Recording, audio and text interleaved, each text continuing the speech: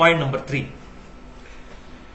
کہ ایک خاندان کے ایک فرد پر قربانی ہے یا سب نے ہی قربانی کرنی ہے. یہ بھی آج کل بڑا کریٹیکل ایشو ہے کہ ساروں نے قربانی کرنی ہے. ایک خاندان میں جتنے بندے ہیں اور سارے امیر ہیں تو کیا سارے ہی کریں گے؟ تو بہتر تو یہ ہے سارے ہی کریں. جتنا میٹھا ڈالیں گے اتنا ہی بہتر ہے.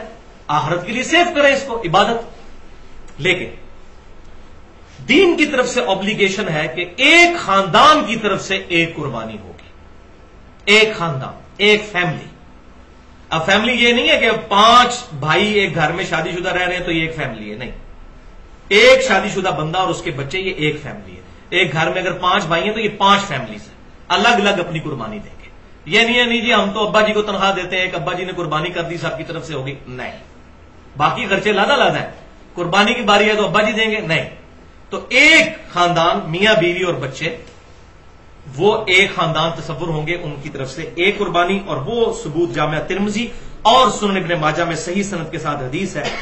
عطا بن یسار تابعی کہتے ہیں کہ میں نے سیدنا ابو ایوب انصاری جو نبی صلی اللہ علیہ وسلم کے میزبان تھے ان سے پوچھا کہ آپ صلی اللہ علیہ وسلم کے زمانے مبارک میں آپ لوگ قربانی کس طرح دیا کرتے تھے؟ تو انہوں نے کہا کہ آپ صلی اللہ علیہ وسلم کے مبارک زمانے میں ہم میں سے ہر شخص ایک خاندان کی طرف سے ایک ہی بکری قربان کیا کرتا تھا، اور وہ اس کے اور اس کے گھر والوں کی طرف سے تصور ہوتی تھی. لیکن بعد میں پھر صورتحال خراب ہوگی اور لوگ باہم فخر کرنے کے لیے ایک سے زیادہ قربانیاں کرنا شروع کر دیں، جس کا ذکر اگلی حدیث میں موجود ہے سنن ابن ماجہ میں ہی اور المستدرک للحاکم میں صحیح سند کے ساتھ. اور امام ذہبی نے بھی موافقت کی ہے کہ حذیفہ بن اسید رضی اللہ تعالیٰ عنہ کہتے ہیں کہ میرے گھر والوں نے مجھے اکسایا، حالانکہ میں یہ جانتا تھا کہ سنت یہ ہے کہ پورے گھر کی طرف سے ایک قربانی کی جائے، ایک بکری.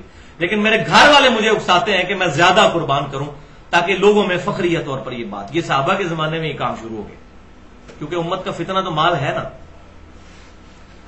تو پھر وہ صحابی کہتے ہیں کہ اب ہم زیادہ قربانیاں کرتے ہیں، اگر نہ کریں تو لوگ ہمیں کہتے ہیں یہ کنجوس ہے. اس زمانے میں بات ہو رہی ہے، کنجوس کہتے ہیں. تو یہاں پر یہ بات بھی سمجھ لیجئے کہ جو بیرون ملک لوگ آباد ہیں وہ گھر والوں کو یہاں پیسہ بھیجتے ہیں تو وہاں ان کو قربانی پھر کرنے کی ضرورت نہیں ہے. بیوی بچے ادھر ہیں، ماں باپ ادھر ہیں، تو وہاں سے پیسے بھجوا دیے تو اس کی طرف سے قربانی ہوگی. وہ خاندان کا سربراہ ہے، یہ نہیں ہے کہ اس نے لادا ادھر قربانی کرنی ہے.